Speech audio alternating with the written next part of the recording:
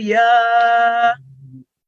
So in just a couple of minutes, we're going to continue with our Musaf service. But first, I would like to spend a little bit of time with you, sharing some thoughts that are connected really less to our Torah portion this morning than to something very important happening in the Jewish world. So first of all, Shabbat Shalom to everybody. I'm glad you could join us here on our live stream today. Again, we had intended, really hope to be back in person at PJC today. That's going to have to wait till next week, but really appreciate everybody who came out to be a part of our service this morning. Really, coming out's the wrong word. You really stayed in to become part of our service, and that's really great. Fantastic to have you here, and especially, again, great to have those people here who are here, not only because they want to be part of a Shabbat morning service, but because they are friends with Can America and want to be a part of the service that she's leading. That's really a great addition to our community. So for the first time this year, I'm teaching the Holocaust curriculum to our 7th graders. In years past, we've had other teachers who've covered that, but this year I took that on myself. We spent the first half of this year learning about the Holocaust from the beginning to the end. We learned about the causes of anti-Semitism. We learned about the Nazis' rise to power, about Kristallnacht and the refugee crisis.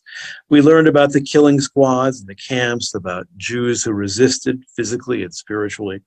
We learned about non-Jews who became rescuers, non-Jews who became perpetrators, and non-Jews, the vast majority of non-Jews, who were simply bystanders to this incredible atrocity. This week, we began transitioning to the second half of our year in the study of the State of Israel. To help our students make the connection between the Holocaust and Israel, we looked at what happened to the survivors of the Holocaust after the war. Our students were surprised to learn, and this is something that many of you may know from their personal experience or even your family histories, that in many cases, the survivors were not simply able to return back to their homes and resume their lives. That was actually the exception. Jews who tried to go home in countries like Poland were met with a wave of anti-Semitism. The non-Jews who'd taken their property wouldn't give it back. Survivors were literally chased out of their hometowns, and more than 1,000 Holocaust survivors were murdered in Poland alone in 1946. That's a chilling statistic. And even in the Western European countries where things were, quote unquote, better, like France and the Netherlands, Jews had to battle with the government to get their property back. They had no support from either the populace or the government. The net result of all this was that some 250,000 to 300,000 Jews ended up in displaced persons camps. Their home countries did not want them. And very few other countries offered them a safe haven. It's important to remember that in the years immediately after the war, the United States strictly limited immigration. At the same time, the British were refusing to let Jews, the Holocaust survivors, and anybody else into Palestine. Turns out that many Jews didn't want to take no for an answer and tried to outrun the British blockade. We've all probably seen the movie Exodus. 90% of those Jews were caught and sent to a prison camp in Cyprus. And when I say prison camp, I mean literally prison camp with squalid conditions. That camp had more than 50,000 Jews in it by the spring of 1948. Those first years after the war, in short, Jewish Holocaust survivors literally had no place to go. They had no right of return to their homes, and they had no country of their own to take them in. It was only with the creation of the State of Israel that our survivors were finally set free. I thought a lot about those survivors as I was preparing to speak to you this week. On Tuesday, as you probably know, it's been all over the media, both the Jewish media, the general media. Amnesty International issued a special report branding Israel as an apartheid state and a perpetrator of crimes against humanity. And I am sure that if you were to survey the live streams of all the synagogues around the country, you'll find that the vast majority of my colleagues probably today are talking about that report. Normally, I'd speak to you about the lies and distortions contained in that report and about how dangerous it is when an international human rights organization gets hijacked by anti-Israel forces. And by the way, I want to refer you, if you want to have a reasoned defense of Israel, warts and all. My second day Rosh Hashanah sermon, which is still up on my blog, would be a great place to look. But what I wanted to do today, with the example of the Holocaust survivors in mind, is to take things in a different direction, not just point by point debunk the report, but share with you what I think is a really important observation.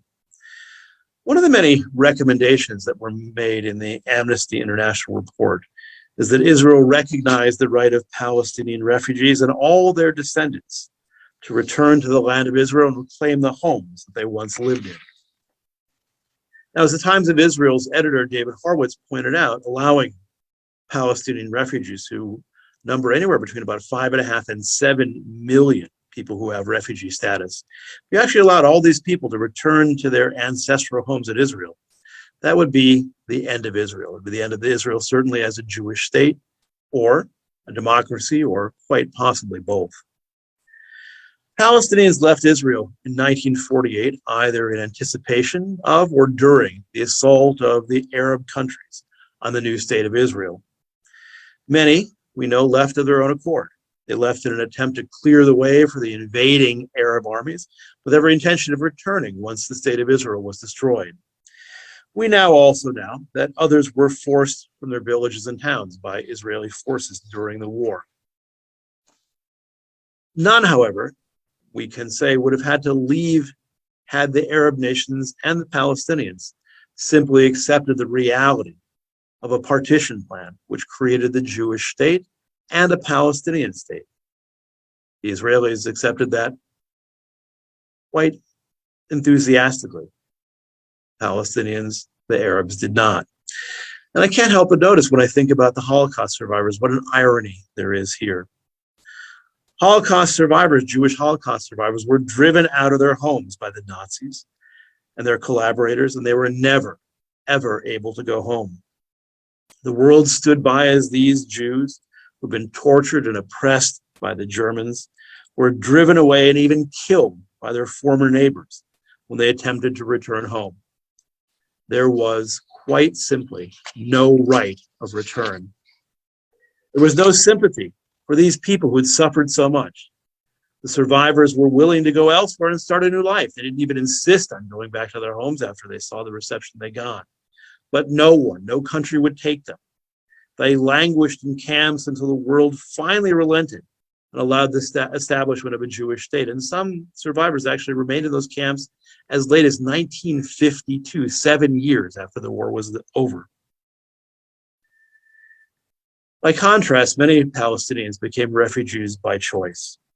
Others became refugees because their Arab saviors insisted on fighting a war on their behalf, a war that the Jews never wanted.